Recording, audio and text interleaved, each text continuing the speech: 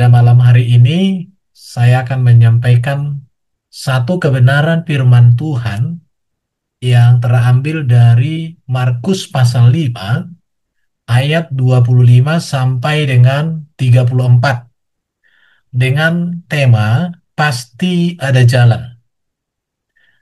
Sebelum saya menjelaskan, terlebih dahulu kita akan membaca teks firman Tuhan ini bersama-sama. Kita baca di dalam Alkitab kita. Teks dari Markus pasal 5 ayat 25 sampai 34. Demikian bunyi firman Tuhan. Adalah di situ seorang perempuan yang sudah 12 tahun lamanya menderita pendarahan. Ia telah berulang-ulang diobati oleh berbagai tabib, sehingga telah dihabiskannya semua yang ada padanya. Namun, sama sekali tidak ada faedahnya, malah sebaliknya, keadaannya makin memburuk. Dia sudah mendengar berita-berita tentang Yesus. Maka di tengah-tengah orang banyak itu, ia mendekati Yesus dari belakang dan menjama jubahnya. Sebab katanya, asal ku jama saja jubahnya, aku akan sembuh. Seketika itu juga berhentilah pendarahannya dan ia merasa bahwa badannya sudah sembuh dari penyakitnya. Pada ketika itu juga Yesus mengetahui bahwa ada tenaga yang keluar dari dirinya. Lalu ia berpaling di tengah orang banyak dan bertanya, "Siapa yang menjamah jubahku?" Murid-muridnya menjawab, "Engkau melihat bagaimana orang-orang ini berdesak-desakan dekatmu, dan engkau bertanya, 'Siapa yang menjamah aku?'" Lalu ia memandang sekelilingnya dan ia melihat siapa yang telah melakukan hal itu. Perempuan itu yang menjadi takut dan gemetar ketika mengetahui apa yang telah terjadi atas dirinya, tampil dan tersungkur di depan Yesus dan dengan tulus memberitahukan segala sesuatu kepadanya. Maka katanya kepada perempuan itu, "Hai anakku, imanmu telah menyelamatkan engkau. Pergilah dengan selamat dan sembuhlah dari penyakitmu." Kisah ini berbicara tentang seorang wanita yang 12 tahun lamanya menderita pendarahan. Dan dikatakan dia sudah pergi ke berbagai dokter. Barangkali sudah pergi ke berbagai rumah sakit. Mulai dari puskesmas, kemudian ke rumah sakit umum, sampai ke rumah sakit swasta. Kalau di konteks sekarang mungkin sampai ke luar negeri. Dia menghabiskan apa yang menjadi hartanya untuk kesembuhannya. Tetapi dikatakan bahwa tidak ada perubahan. Bahkan hanya menghabiskan, bahkan keadaannya semakin memburuk. Tetapi di tengah keadaan yang sudah tidak ada harapan, di tengah keadaan yang sudah tidak ada lagi tujuan, disitulah dia mendengar berita-berita tentang Yesus. Dan berita itulah yang menumbuhkan iman kepadanya, sehingga ia datang kepada Yesus dengan iman bahwa dia pasti juga akan mendapatkan kesembuhan dari Yesus. Dan terbukti imannya sungguh benar. Dari kisah ini kita belajar ada 3 hal malam hari ini.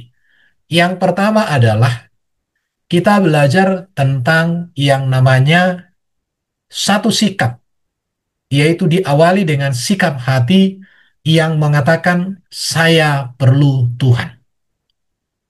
Wanita yang sangat menderita sakit ini selama 12 tahun, maka di tengah segala upayanya yang sia-sia bagi kesehatannya, tetapi ketika dia berjumpa atau ketika dia mendengar tentang Yesus, maka ada satu pernyataan yang pasti dari dirinya bahwa dia sangat memerlukan Tuhan dalam hidupnya.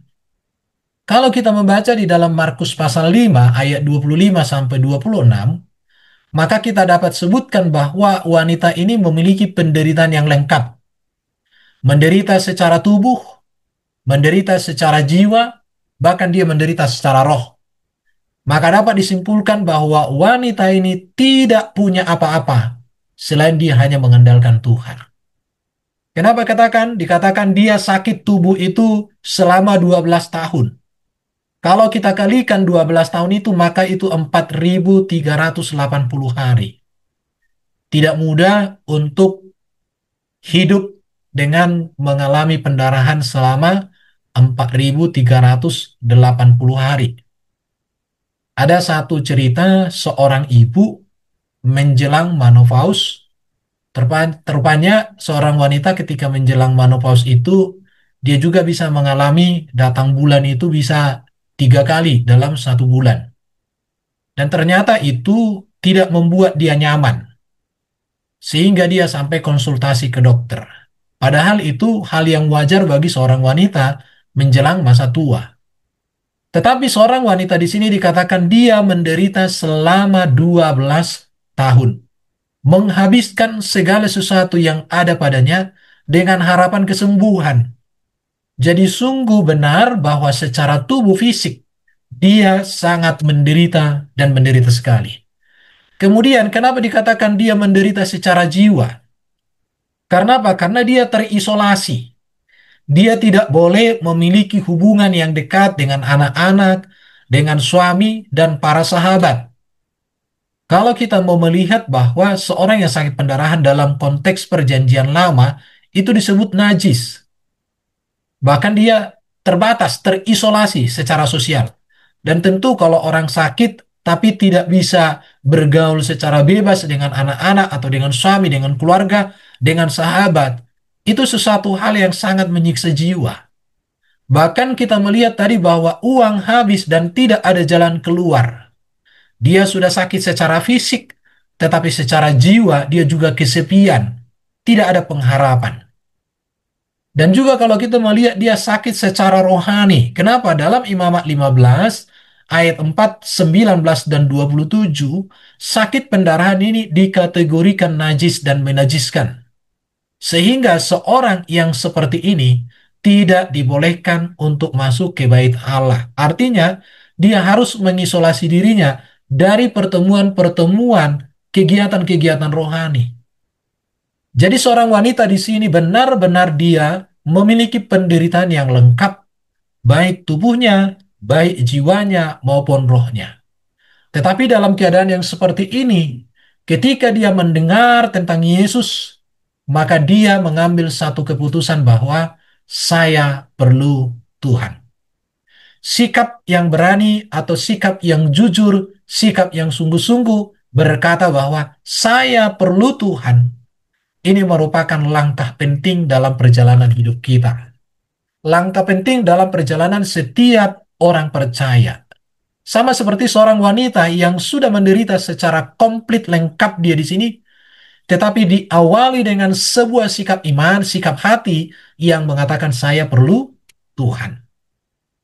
Dari sini kita perlu mempelajari bahwa kadang Tuhan membawa kita sampai pada satu titik di mana kita harus membuang kesombongan dan harga diri kita. Kadang Tuhan membawa kita bahwa kita benar-benar harus membuang harga diri, membuang kesombongan. Karena selama kesombongan masih ada, itu seperti tembok tebal yang menghalangi masuknya berkat Tuhan ke dalam hidup kita. Boleh dikatakan bahwa seorang wanita di sini benar-benar dia masuk kepada satu titik bahwa tidak ada yang dapat dia andalkan selain dia hanya mengandalkan Tuhan. Selama dia masih bisa mengandalkan hartanya untuk berobat, dia melakukan itu semua tetapi tidak ada jalan keluar. Tetapi ketika semua kebanggaan atau semua sesuatu yang menjadi miliknya yang diandalkan untuk kesembuhan itu hilang habis, maka di saat itulah dia benar-benar boleh datang pada Tuhan. Jadi, kadang Tuhan membawa kita sampai kepada satu titik di mana kita harus membuang kesombongan dan harga diri.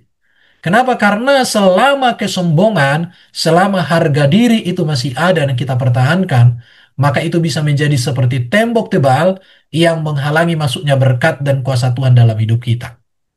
Maka dikatakan di dalam Matius 5 ayat 3, berbahagialah orang yang miskin di hadapan Allah. Artinya benar-benar berkata bahwa tidak ada lagi yang dia miliki, tidak ada lagi yang dapat menolong dia selain daripada Tuhan. Artinya benar-benar bergantung, benar-benar berserah, dan hanya Tuhan yang sanggup dan pasti memberikan dia kemenangan. Kita perlu belajar juga dari seorang Petrus yang seorang ahli dalam menjala ikan. Petrus ini sudah pekerjaannya seorang penjala ikan. Tetapi ketika dia mengalami badai, dia tidak bisa berbuat apa-apa. Petrus dan kawan-kawannya yang pengalaman untuk mengatasi bagaimana menghadapi badai tidak mampu. Tetapi ketika Yesus datang kepada mereka dengan hanya perkataan yang pendek, dengan yang singkat, Yesus katakan, "Diam, tenanglah." Maka pada saat itu juga tenang. Kalau di dalam ilmu orang-orang yang pelayaran, kalau sudah terjadi satu badai di tengah danau atau di tengah lautan, itu butuh berhari-hari, minimal 1 minggu, supaya situasi gelombang itu bisa kembali kepada normal. Tetapi Yesus hanya dengan berkata pada seketika itu juga bisa menyelesaikan. Artinya di sini bahwa benar-benar kita harus mengatakan, aku butuh Tuhan, aku perlu Tuhan, aku mengandalkan Tuhan dalam hidup. Dan berbicara ketika kita, aku butuh Tuhan, ini berbicara tentang kerendahan hati. Ini berbicara tentang menundukkan diri sepenuhnya di hadapan Tuhan. Maka seorang bapak gereja yang bernama Agustinus, dia berkata begini, berdoalah dengan sikap hati. Tidak ada siapapun yang bisa menolong selain Tuhan. Artinya ini satu sikap hati kita ketika kita datang kepada Tuhan bahwa memang kita mempercayakan seluruh hidup kita kepada Tuhan. Bahwa hanya Tuhanlah yang bisa menolong dan menyertai kita dan tidak ada yang lain. Maka di sini berbicara tentang mampu kita membuang segala daya kekuatan kita yang mengandalkan diri sendiri dengan meletakkan kekuatan itu dengan mengatakan hanya Tuhan yang sanggup. Itu satu hal yang penting untuk menjadi pembelajaran kita dari perenungan ini. Kita belajar juga dari seorang Naaman. Jangan seperti Naaman. Seorang Naaman ini adalah seorang perwira yang tentu secara keuangan sangat banyak uangnya. Karena dia seorang panglima. Bahkan dia juga menggunakan berbagai cara untuk memperoleh kesembuhan. Dia mengandalkan kuasanya, mencari kesembuhan di mana-mana. Dia mengandalkan koneksinya dengan berkirim surat kemana-mana untuk mendapatkan kesembuhan. Bahkan ketika dia pun mendapat informasi bahwa di Israel ada seorang nabi yang bisa menyembuhkan, dia juga mengandalkan kekayaan. Karena dia membawa begitu banyak harta untuk supaya dia dapat sembuh. Bahkan dikatakan dia membawa 10 talenta perak. Kalau sekarang itu dinilai dengan uang sekitar 8,7 miliar. Bahkan dia dikatakan membawa 600 ribu sikal emas. Kalau sekarang ini diuangkan, kayaknya ini hitungannya udah nggak tepat, karena emas sekarang sekitar 2.400.000-an. Itu maka bernilai kalau harganya 2.069.689, maka emas yang dibawa oleh Naaman itu sekitar 141,7 miliar. Artinya memang bahwa kesehatan itu lebih berharga daripada kekayaan. Tetapi Naaman bagaimana dia sembuh? Ketika dia mengandalkan kuasanya sebagai seorang panglima tidak bisa. Ketika dia mengandalkan koneksinya dengan mengirim surat kepada raja, itu tidak bisa. Dengan mengandalkan kekayaan yang berjumlah ratusan miliar, mungkin kalau sekarang nilainya triliunan, itu tidak bisa. Memang Naaman ini sempat sombong dan hampir kehilangan kesembuhan. Kenapa? Ketika dia disuruh untuk mandi 7 kali di Sungai Yordan, dia mengatakan, kenapa dia tidak datang menjumpai aku? Kenapa dia tidak menaruh tangannya atau dibuat sesuatu kepada tubuhku dan lain sebagainya? Bukankah bahkan lebih bagus ada sungai di daerahku, di wilayahku yang lebih bagus, lebih rapi, lebih cantik, lebih indah daripada Sungai Yordan? Dia hampir kehilangan kesembuhan karena kesombongan dan tetapi puji Tuhan, akhirnya dia boleh merendahkan hati. Dia merendahkan hati. Dia menganggap bahwa saya seorang panglima kok, saya tidak dijumpai. cuma disuruh saya pergi mendi. Tetapi ada seorang nasihat, ada penasihat kepadanya, bukankah kalau yang sulit pun diberikan kepadamu kamu melakukan? Ini yang disuruh kepadamu hanya yang mudah, cuma mandi 7 kali. Puji Tuhan, akhirnya Naaman ini menjadi orang percaya kepada Allah. Bahkan dia mengatakan tidak ada Allah yang layak dan benar selain daripada Allah di Israel. Sampai dia mengatakan, kalau suatu saat aku sujud kepada berhala atau dewa-dewi, maka kiranya Tuhan memberikan aku pengampunan. Karena aku seorang panglima, aku harus melakukan itu, tetapi aku tidak mengimani itu. Tetapi dia tetap mengatakan itu dilakukan dia sebagai penghormatan kepada raja, bukan karena iman dan bukan karena percaya. Jadi kita belajar jangan seperti Naaman yang sempat sombong. Artinya, kesombongan harus diletakkan, ditundukkan, kekuatan dan kemampuan dan segala koneksi harus benar-benar ditundukkan, ditaklukkan waktu kita datang kepada Tuhan. Itulah namanya, aku butuh Tuhan dalam hidup ini. Dan itu yang terjadi kepada seorang wanita yang disembuhkan dari sakit pendarahan. Dia benar-benar membutuhkan Tuhan. Yang kedua, dari peristiwa ini kita belajar tentang bagaimana seorang wanita ini dia dikatakan bahwa mendengar firman dan bertindak dengan iman. Kalau yang pertama tadi dia memiliki sikap hati yang dengan terus terang mengatakan, "Aku butuh Tuhan.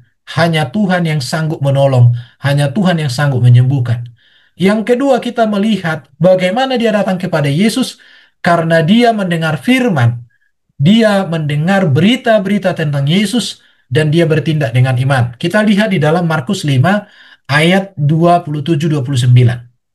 Dikatakan di sini, dia sudah mendengar berita-berita tentang Yesus.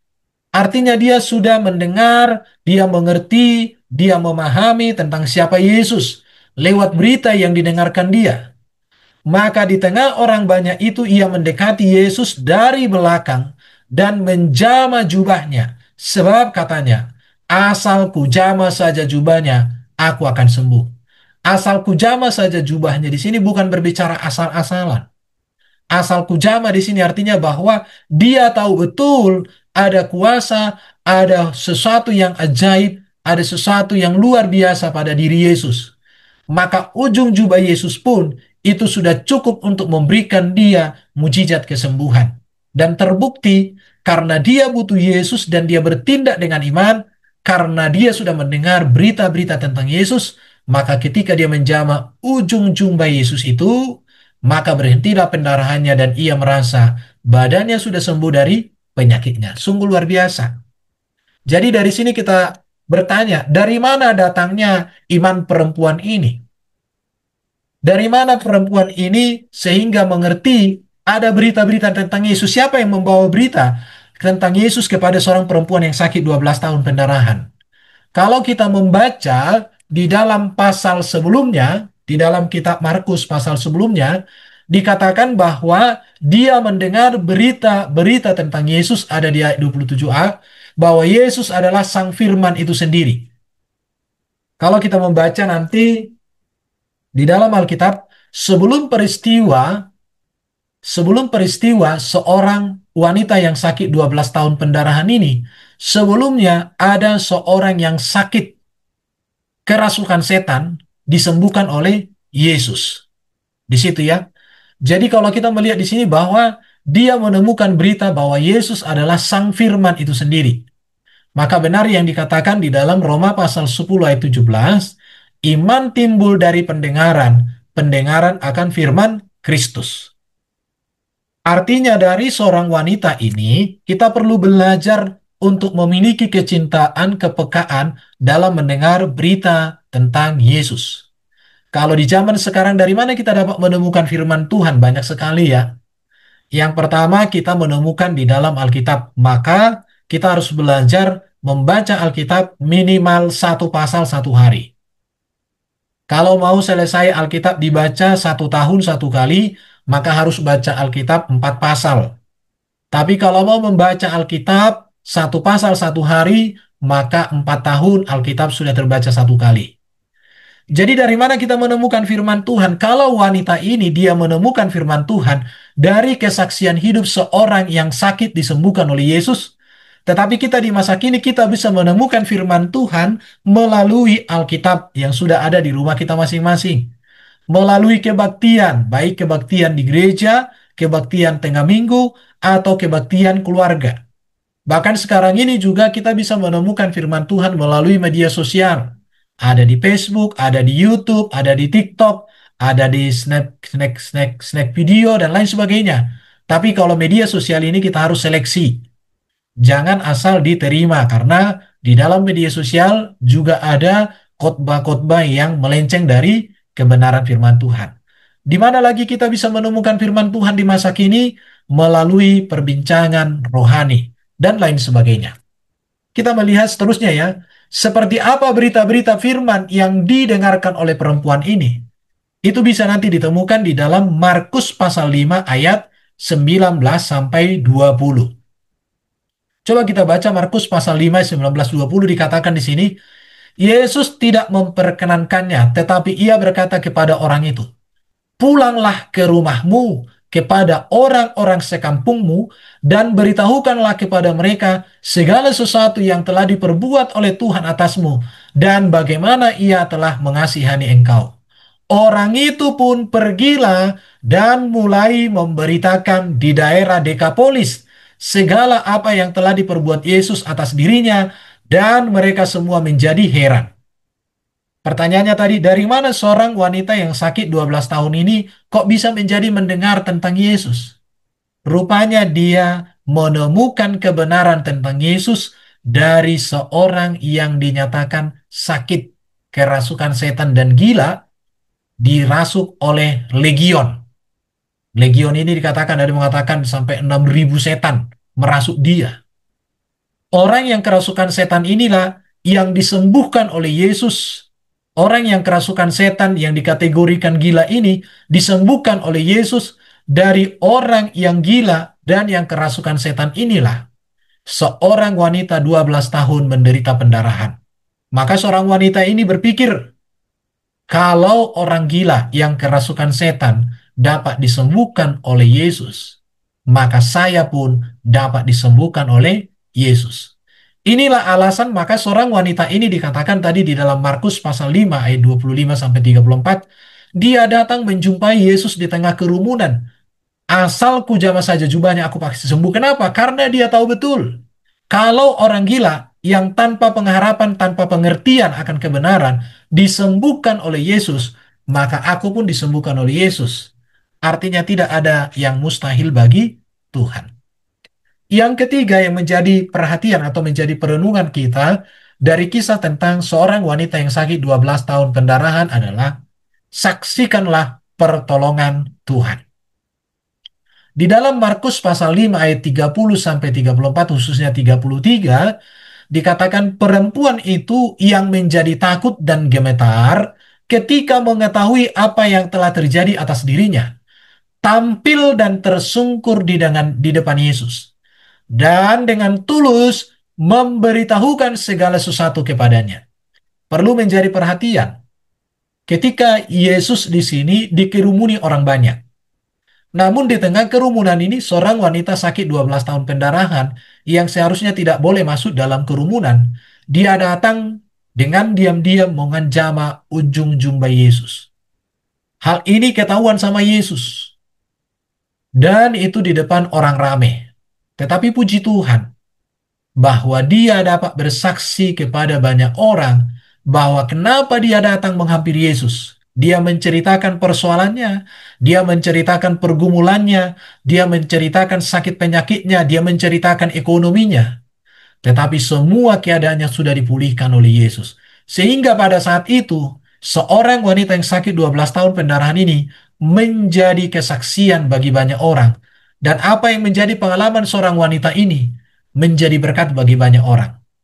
Jadi salah satu tujuan besar Tuhan menolong kita adalah supaya kita bisa bersaksi, supaya kita bisa bercerita ke orang di sekitar kita tentang Tuhan yang hidup, tentang Tuhan yang mengubah hidup kita. Itu yang dilakukan oleh seorang wanita ini, bahwa dia tidak hanya mendapat berkat kesembuhan, baik kesembuhan secara jasmani, secara rohani, atau secara jiwa, tetapi pada saat yang sama juga dia menjadi kesaksian bagi banyak orang. Dan kesaksian dari seorang wanita inilah yang membuat orang menjadi banyak berbondong-bondong datang kepada Yesus. Padahal kalau kita melihat bahwa artinya begini, kita belajar dari sini bahwa Tuhan menolong kita supaya kita menyaksikan pertolongan itu kepada orang lain. Tuhan menyembuhkan kita, Tuhan berbuat kebaikan kepada kita. Itu harus menjadi kesaksian kepada orang lain. Dan itu yang dilakukan oleh seorang wanita ini. Detik dia disembuhkan, maka di waktu yang sama itu juga dia menjadi bersaksi kepada orang lain. Oleh karena itu, mari kita belajar bersaksi tentang Tuhan kepada orang di sekitar kita. Ketika orang itu dalam keadaan sakit, kita memberitakan tentang Yesus yang menyembuhkan. Ketika orang itu ada di dalam kebingungan, kita memberitakan Yesus yang bisa memberikan jalan keluar. Ketika mereka ada di dalam putus harapan, kita memberitakan Yesus yang menjamin masa depan. Dan jangan kita juga takut kalau ada orang yang membutuhkan topangan doa, kita doakan. Tidak perlu kita tunggu pendeta datang mendoakan, majelis datang mendoakan. Kalau orang itu butuh kesaksian dan kita sudah bersaksi dan bersedia didoakan, doakan saja. Kapanpun, dimanapun, siapapun. Keluarga kita, kawan kita, kenalan kita harus berani menyaksikan Injil. Jadi dikatakan bahwa perempuan ini bersaksi di mana-mana.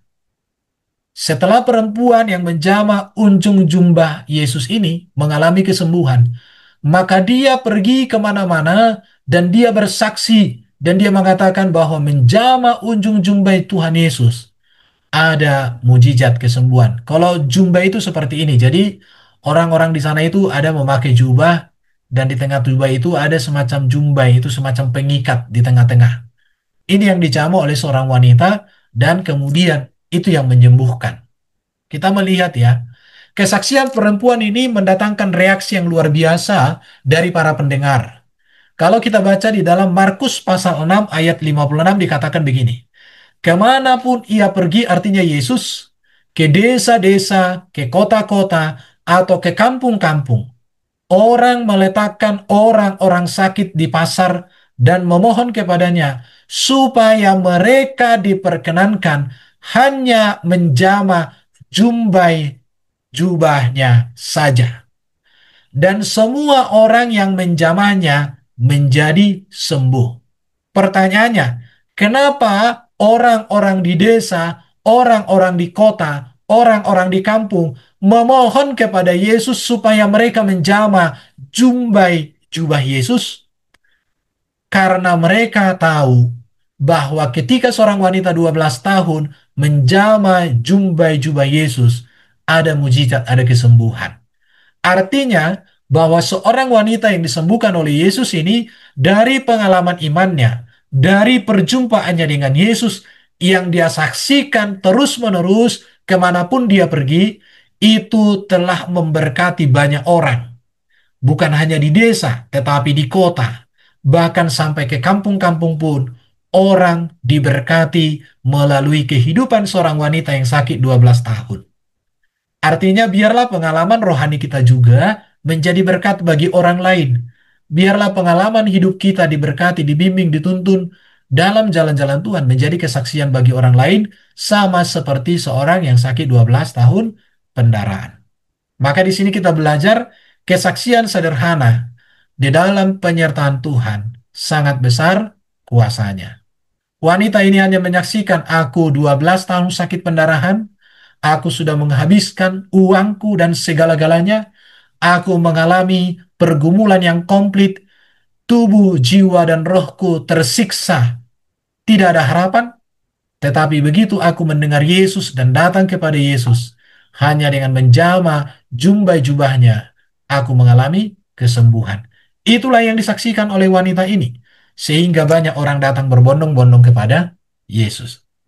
Dari sini kita belajar supaya kita tidak meragukan Tuhan. Supaya kita berpegang teguh kepada janji-janji Tuhan yang menghidupkan. Bahwa kita berseru kepada Tuhan dan mata kita tertuju kepadanya. Dia selalu punya cara untuk menolong kita. Dia selalu punya jalan keajaiban. Dia dahsyat dalam segala perbuatannya. Dan kita akan tenang di dalam segala cara-cara Tuhan. Inilah yang menjadi perenungan kita malam hari ini. Kiranya kebenaran ini menjadi kesaksian bagi kita semua dan membuat kita sungguh-sungguh kepada Tuhan. Apapun situasi, apapun kondisi, pergumulan keberadaan hidup kita, ingat, jangan andalkan kekuatan diri sendiri, tapi katakan, aku butuh Tuhan. Aku tidak akan mengandalkan kepintaranku dan kemampuanku, tetapi aku mengandalkan Tuhan. Yang kedua, mari dengarkan suara Tuhan, firman Tuhan, dan bertindaklah dengan benar sesuai dengan iman oleh karena firman. Yang ketiga, mari kita saksikan kebaikan Tuhan kepada orang lain. Karena Tuhan memberkati kita, supaya kita menjadi saksi bagi orang lain. Bukan hanya menikmati berkat, tetapi kita juga menceritakan Sang Pemberi berkat yang memberkati dan mengubah hidup kita. Amin. Tuhan Yesus memberkati, kita berdoa. Terima kasih untuk kebenaran firman-Mu yang kami sudah pelajari. Materaikan firman-Mu di dalam hati, pikiran, tubuh, jiwa, roh kami, supaya kami mampu menghidupi dan meneladani akan kebenaran firman-Mu. Pakai kami menjadi saksi, pakai kami menjadi berkat, pakai kami menjadi alat bagi keselamatan bangsa-bangsa orang lain mendengar Yesus sebagai juru selamat, sebagaimana seorang wanita yang sudah Engkau pakai, sehingga desa, kampung, dan kota datang berbondong-bondong kepada Yesus oleh kesaksiannya. Pakai kami menjadi alat berkat kesaksian bagi banyak orang. Terima kasih Bapa untuk firman-Mu. Kami berdoa di dalam nama Tuhan Yesus Kristus.